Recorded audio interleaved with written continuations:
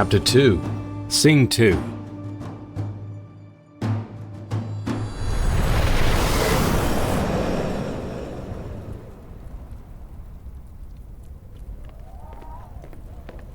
In his council chamber, in the keep of Dunhild, King Torabin sits and crumbles beneath his crown.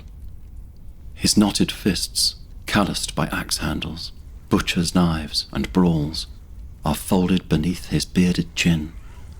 His eyes are closed, halting the words before him from swimming.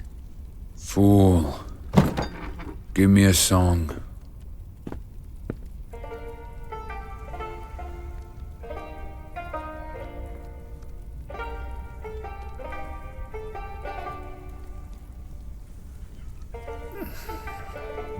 Captain Melisande, return to our guests and thank them for their message.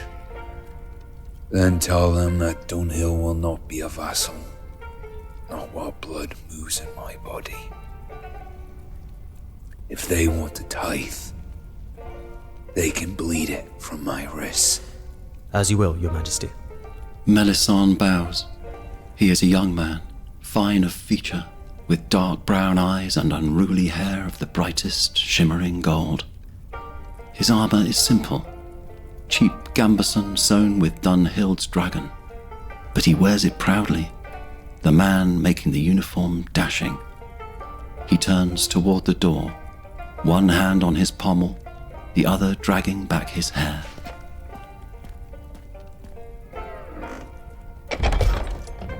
With Melisande departed, Torabin believes himself alone with his fool and returns to the letters from King Dorwin of Orchard Hill. He does not see the third figure in the room, the tall man robed in grey who leans against the mantel, his dark wings folded. Wolves surround us. Gods, brother, you've left me quite the mess. What would the wondrous Gaudry do now? What would you do if that damn cough hadn't buried you? Fight. Run. Cough up your ties like a serf on tax day. No. None of that. They wouldn't come to you. Wouldn't ask. Wouldn't dare. But I'm not you.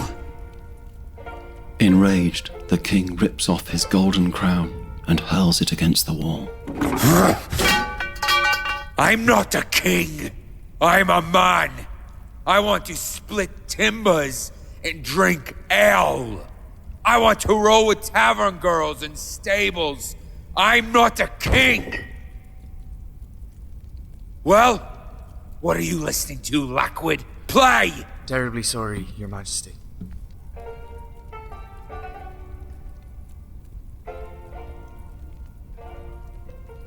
The king resumes his seat, dropping his forehead into his hands. Quietly, the fool approaches. His music stops. His hand slides beneath his multicolored coat. Pussy cur.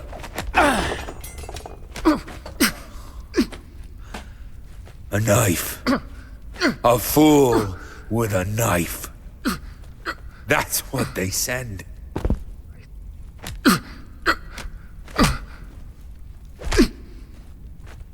You're gonna need more than that. Your Majesty. Phage's eyes. Quarter the body, lads. Circle the pieces to our guests and send them home. But remove an ear from each of them first. But, Your Majesty, Gaudry would Do I look like Gaudry? Go! Do it! Let Dorwin know he'll need more than this to kill me.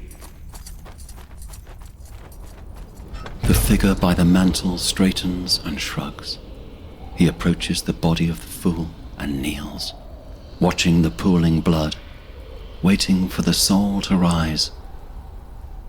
Finally, It does. I thought I'd be rich.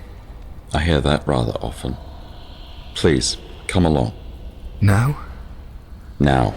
He leads the poor fool toward a shadow, the shadow of Torabin, who stands before a grand diamond wood window. But before entering the shadow, Ingway pauses, surveying the marred council chamber and the king whose meaty knuckles drip with blood. It was a kind place.